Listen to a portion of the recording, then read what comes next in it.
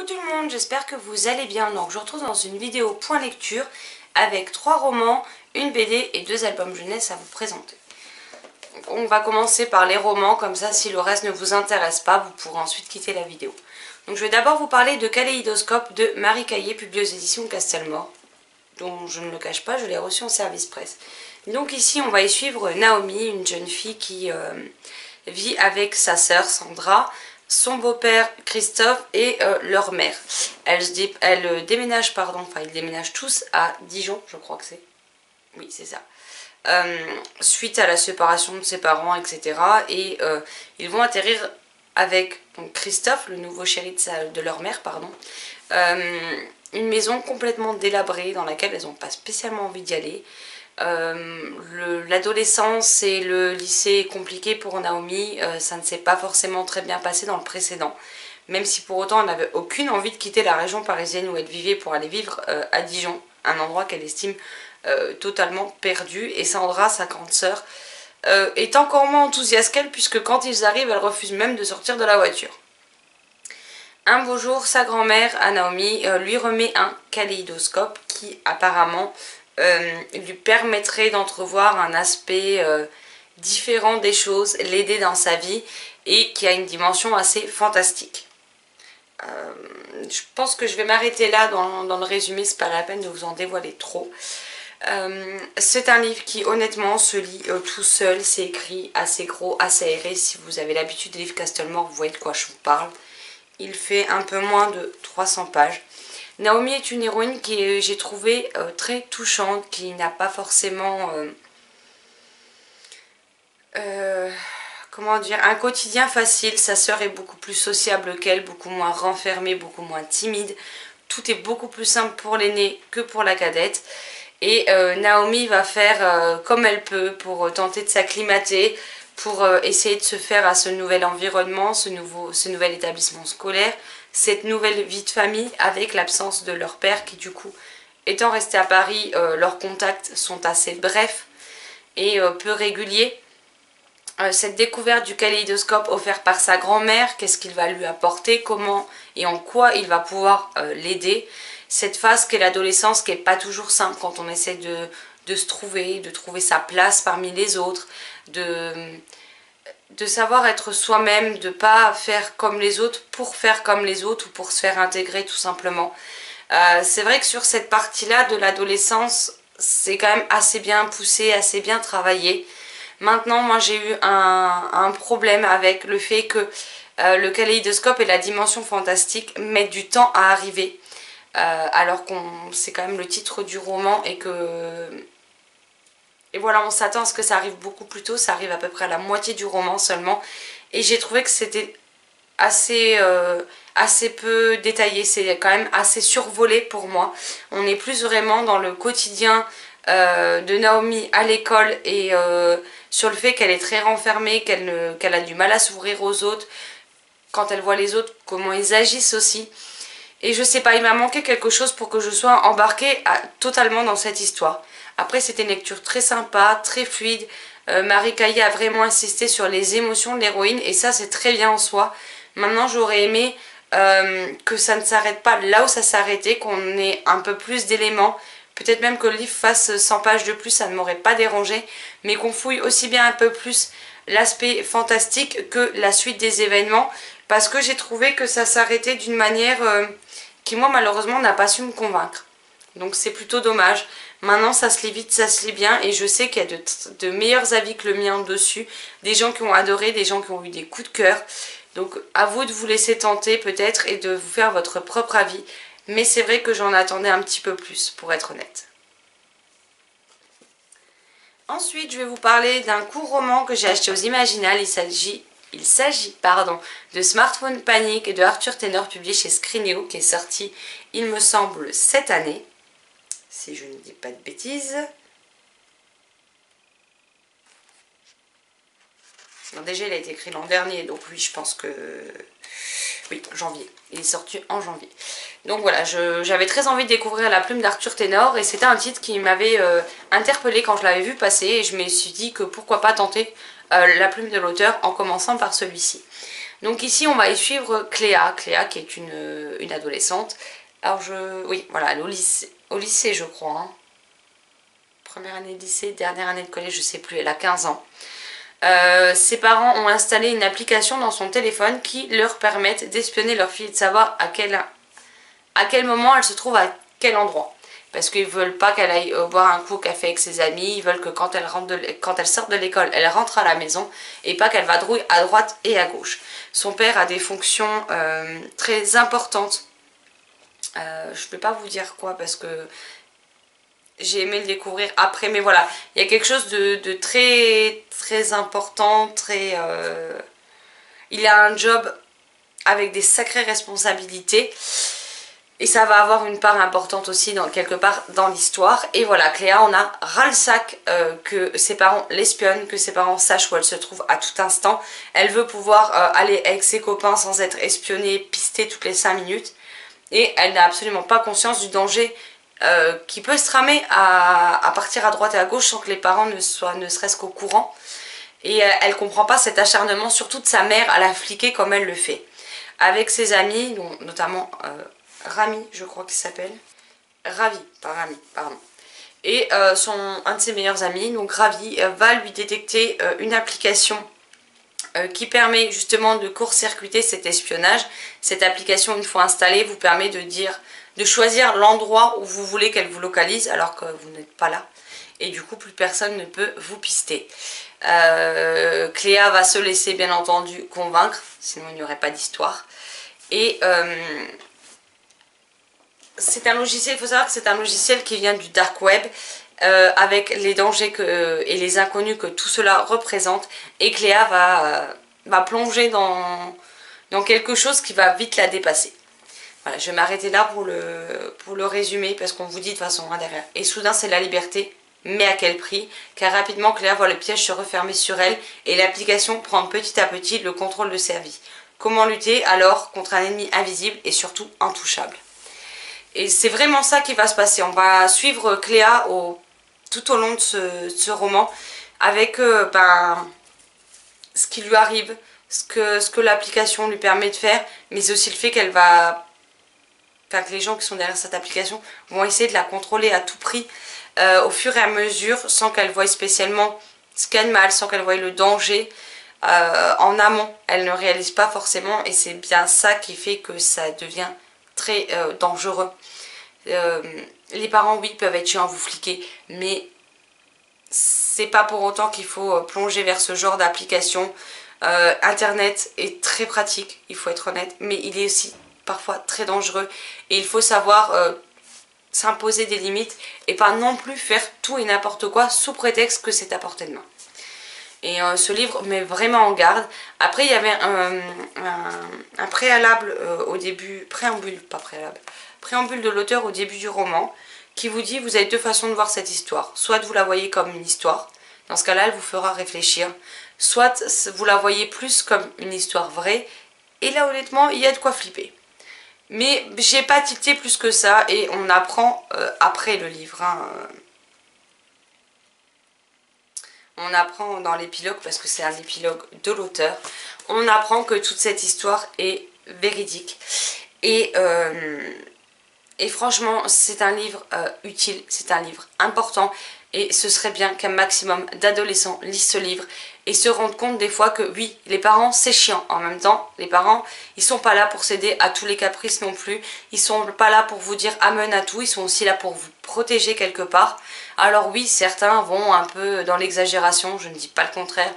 Oui, ça peut être casse-bonbon, ça peut être tout ce que vous voulez, vous pouvez leur en vouloir. Mais de plonger dans Internet, ces dangers sans avoir conscience de ce qui se trame peut être très dangereux, très néfaste et pas seulement à vous mais également à votre entourage et à plein d'autres personnes.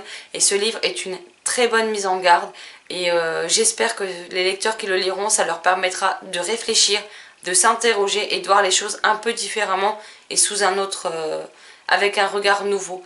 Parce qu'il y a encore beaucoup trop de choses qui se passent grâce à Internet.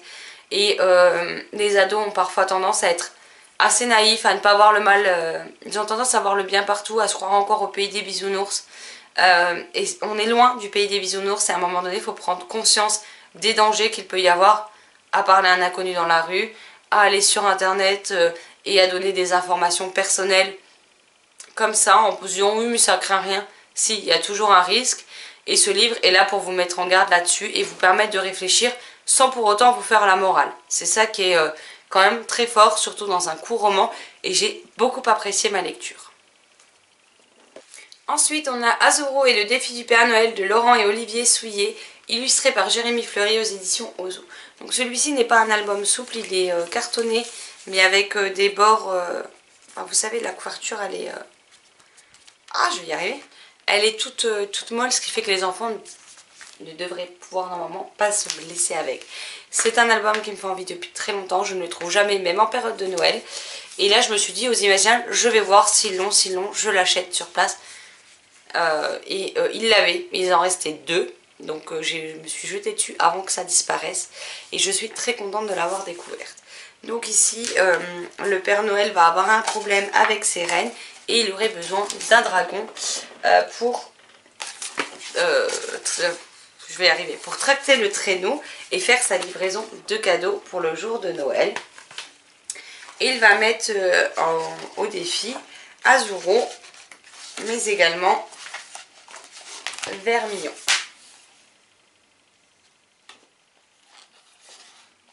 Voilà. Les planches sont très jolies. Et donc on va suivre le défi entre les 2 petits dragonneaux. Donc pour savoir lequel des 2 sera choisi par le Père Noël pour tracter le traîneau et faire la livraison des cadeaux. Encore une fois, c'est une très jolie histoire avec des thématiques comme la compétition, mais bon enfant,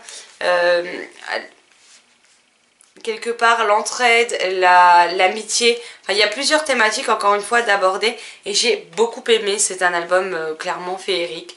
Je l'ai adoré. En plus, ben, moi j'ai eu la chance de le faire dédicacé par les auteurs. Alors il y en a un qui m'a mis une dédicace écrite et son frère m'a mis une dédicace avec un dessin de Azuro.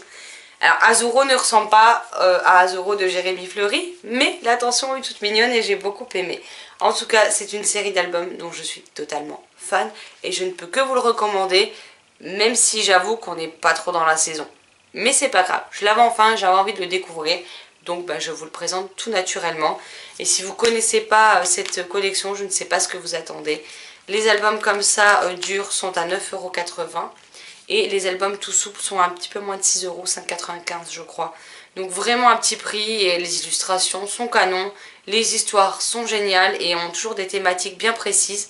Et c'est un pur régal aussi bien pour les yeux à regarder les illustrations qu'au niveau de l'histoire. Ensuite, je vous présente une BD qui m'a gentiment été prêtée par Sylvie. On a Dans les yeux de Lia, le tome 1 de Cunha Carbone, donc En quête de vérité aux éditions Dupuis. Donc j'ai vu passer cette vidéo sur le... Je crois que c'était le compte Insta, et pas la chaîne. Ça devait être le compte Insta de Elodie, donc Elliot et des livres. Et ici, donc on découvre Lia, une jeune fille de 17 ans qui a été renversée par une voiture et laissée comme ça dans la rue. Elle a été gravement blessée puisqu'aujourd'hui elle est en fauteuil roulant. Et il se peut que si la personne lui avait appelé les secours, elle ne soit pas aujourd'hui paralysée.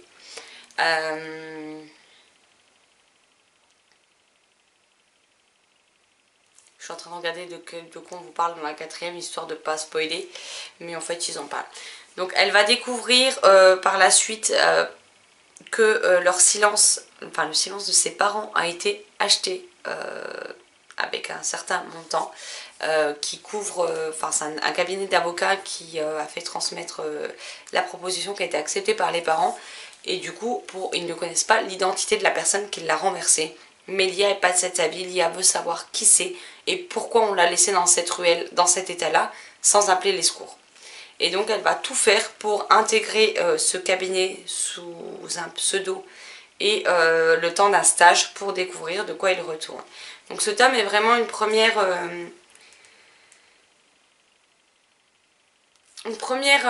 mise en bouche, on va dire. C'est un tome 1, il reste introductif pour le moment. Par contre, j'aime beaucoup les illustrations qu'il y a.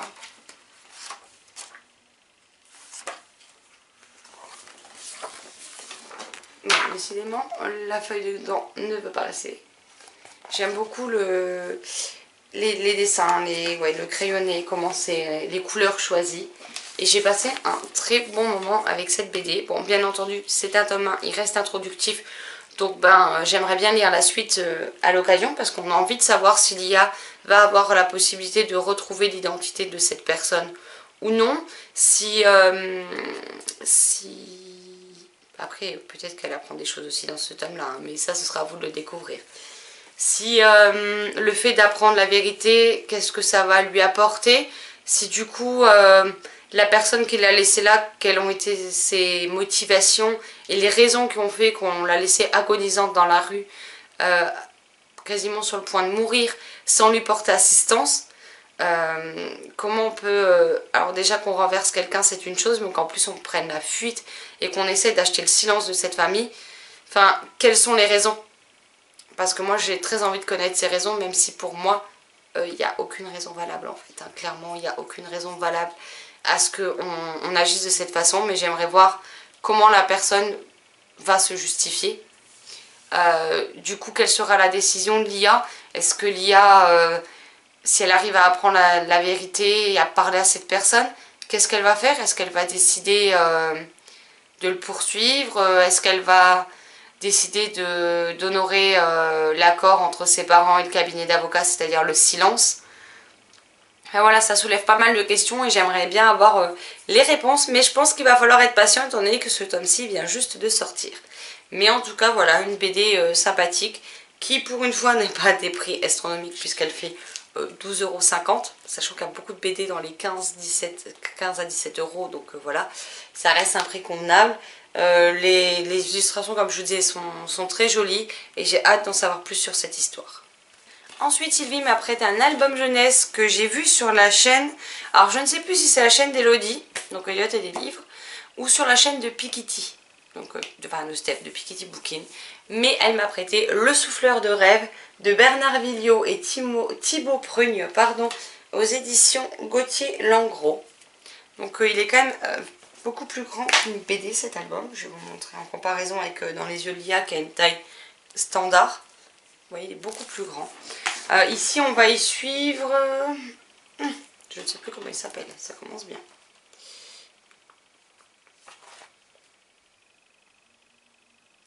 On va y suivre Zorzi Ballari, un jeune garçon qui est apprenti chez un souffleur de rêve, et enfin chez un souffleur de verre, pardon. Et il va se blesser, il va être renvoyé et il va réussir à trouver une façon d'insuffler les rêves aux habitants. Les souffleurs de verre de la ville, ayant peur de perdre leur travail, vont se mettre en quête de l'identité de cette personne qui, si nous on en connaît son identité, lui passe inaperçu, personne ne sait qui il est et pourquoi il fait ça. J'ai beaucoup aimé, les illustrations sont dans des tons très pastels, très jolies les planches, franchement aussi bien que l'histoire, j'ai adoré. J'ai tout simplement adoré cette histoire. C'est une histoire belle, une histoire touchante, une histoire avec un personnage qui est quand même handicapé. Et je trouvais ça bien de mettre ça à l'honneur. Donc ça se passe au nord de Venise sur l'île de Murano. Et c'est vraiment une merveilleuse histoire. Après je ne sais pas combien il est, ce n'est pas indiqué. Mais il me faisait vraiment envie depuis longtemps et je suis ravie. Et je pense même qu'avant de le renvoyer à Sylvie, je le lirai encore... je le relirai avant de lui rendre. Mais une très jolie histoire et je ne peux que vous le recommander parce que ça change des albums qu'on a l'habitude de voir. Les illustrations, voilà, c'est quelque chose qui me parle beaucoup et je suis totalement fan. Et le dernier livre dont je vais vous parler, et non pas des moindres, il s'agit d'une lecture commune avec Marilyn Titoumamax. Comme d'habitude, les personnes que je vous cite sont en barre d'infos, hein, donc n'hésitez pas à aller regarder. Il y a directement les liens ou des blogs ou des chaînes YouTube, donc comme ça. Et nous sommes lus le tome 3 de L'Antimagicien, l'ensorceleuse de Sébastien de Castel qui vient tout juste de sortir chez Gallimard Jeunesse. Ici, on y retrouve Kellen, Furia, Rakis, le fameux Chaquereuil que j'adore, qui ne sait pas tenir sa langue, qui veut toujours défoncer la gueule de tout le monde, hein, clairement. Ce Chaquereuil est juste Pour moi, c'est une légende dans ce livre. J'adore. Donc je ne vais pas parler du résumé parce que ce serait vous spoiler clairement ce qui s'est passé dans les tomes précédents. Encore une fois avec Marilyn, on a passé un excellent moment. On va découvrir les personnages sous un aspect un peu plus profond, un peu différent de ce qu'on a pu voir dans les tomes précédents. Et c'est quelque chose que j'ai beaucoup aimé parce que du coup, on aperçoit une autre partie de leur personnalité qui est bien là, qui est bien ancrée, mais qui nous laisse peu voir, tous autant qu'ils sont. Et ça a été un réel plaisir de replonger dans cette brique. Il est quand même gros. Bon après, voilà, il fait presque 500 pages. C'est écrit gros, c'est écrit aéré, ça se lit très vite. J'ai pas eu beaucoup de temps pour le lire, mais les fois où je me suis plongée dedans, j'ai pas eu de mal à plonger dans cette histoire ni rien du tout. Ce tome 3 est tout aussi bon que les deux premiers. Si toute la saga est comme ça, moi je dis bravo, hein, franchement, parce que ici on a plus un petit côté aussi... on est toujours dans un univers de fantasy, mais ici il y a la magie, etc. Mais on a aussi un petit côté steampunk avec cet oiseau mécanique qu'on voit sur la couverture. Il va y avoir des petites touches, parce que ils vont être dans un endroit où il y a des inventeurs. Et, et certaines des créations me font beaucoup penser au steampunk et à ce genre de création. Si vous ne connaissez pas cette série, je ne sais plus quoi vous dire. Elle est excellente. Le personnage n'est pas du tout un héros comme on s'attend. Il a même déjà très peu de pouvoir, très peu de magie en lui. Et il va devoir être héroïque sur d'autres aspects parce que c'est pas ça qui va l'aider clairement. Alors que sa famille, il est issu d'une lignée de très grands mages. Et lui, clairement, il est très loin en dessous des autres. Hein. Et c'est pas sa magie qui lui sauvera les fesses, clairement. Il est en danger plus que jamais.